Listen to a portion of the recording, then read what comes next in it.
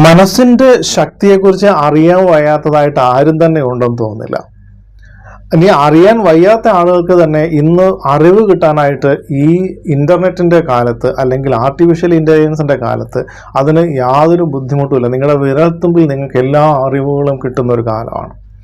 എന്നാൽ നിങ്ങൾക്ക് അറിയാവുന്ന കാര്യങ്ങൾ നിങ്ങളുടെ ജീവിതത്തിൽ എത്രമാത്രം ആളുകൾക്ക് അത് പ്രാവർത്തികമാക്കാൻ സാധിച്ചിട്ടുണ്ട് എന്ന് ചോദിച്ചാൽ, നെഞ്ചിൽ കൈവച്ച് ചോദിച്ചാൽ അതിന് യേസ് എന്നൊരു മറുപടി പറയാൻ എത്ര പേർക്ക് സാധിക്കും?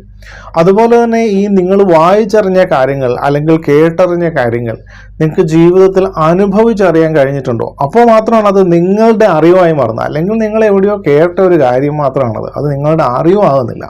നിങ്ങളുടെ അറിവാകുന്നത് പ്രത്യേകിച്ചും ഇത്തരത്തിൽ എക്സ്പീരിയൻഷ്യലായിട്ടുള്ള അനുഭവിച്ചറിയേണ്ടതായിട്ടുള്ള കാര്യങ്ങൾ നമ്മൾ വായിച്ചോ കേട്ടോ അറിഞ്ഞിട്ട് യാതൊരു പ്രയോജനമില്ല. അത് അനുഭവിച്ചറിയുക തന്നെ വേണം. അപ്പോൾ നമ്മുടെ ഈ പ്രോഗ്രാമിൻ്റെ പ്രധാന ഉദ്ദേശം നിങ്ങളിൽ തന്നെയുള്ള ഈ ശക്തിയെ നിങ്ങളൊരു പക്ഷേ കേട്ടറിഞ്ഞിട്ടുള്ളതായിരിക്കാം, അല്ലായിരിക്കാം, അതിനെ തിരിച്ചറിയാനായിട്ട് അനുഭവിച്ചറിയാനായിട്ടുള്ള ഒരു സാഹചര്യം സൃഷ്ടിക്കുക എന്നുള്ളതാണ്. അതാണ് ഒന്നാമത്തെ പടി. അതില്ലെങ്കിൽ നിങ്ങൾക്ക് അത് ഒരിക്കലും പ്രാവർത്തികമാക്കാൻ കഴിയില്ല, അതിനെ നിങ്ങൾക്ക് ഉപയോഗിക്കാൻ കഴിയില്ല.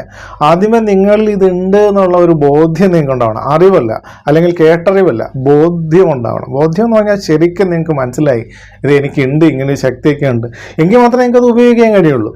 അല്ലെങ്കിൽ കാട്ടുവാസികൾക്കൊരു വിമാനം കിട്ടിയ പോലെയാണ്, അത് ഒരു ഉരുട്ടിക്കൊണ്ട് നടക്കും അല്ലേ. ഒരു വിമാനത്തെ പറത്താൻ അവർക്ക് അറിയില്ല, അത് പറക്കാൻ ഉള്ളതാണെന്ന് പോലും അവർക്കറിയില്ല.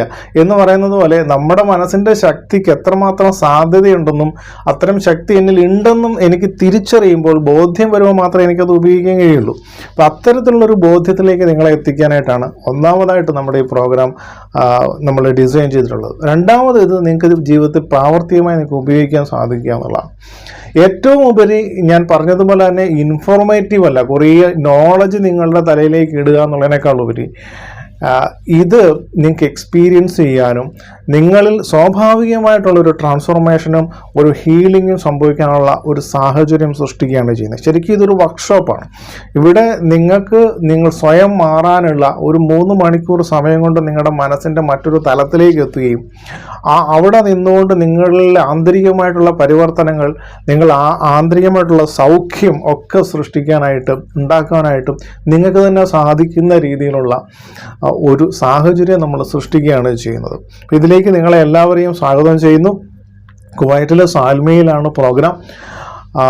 4 മണി മുതൽ 7 മണി വരെ വെള്ളിയാഴ്ച, സെപ്റ്റംബർ 26 വെള്ളിയാഴ്ച 4 മണി മുതൽ 7 മണി വരെയാണ്. എല്ലാവരും വരിക. 3:30 ആകുമ്പോൾ തന്നെ എല്ലാവരും എത്തുക. നിങ്ങളെല്ലാവരും എവിടെ കാണാനായിട്ട് ഞാൻ കാത്തിരിക്കുന്നു.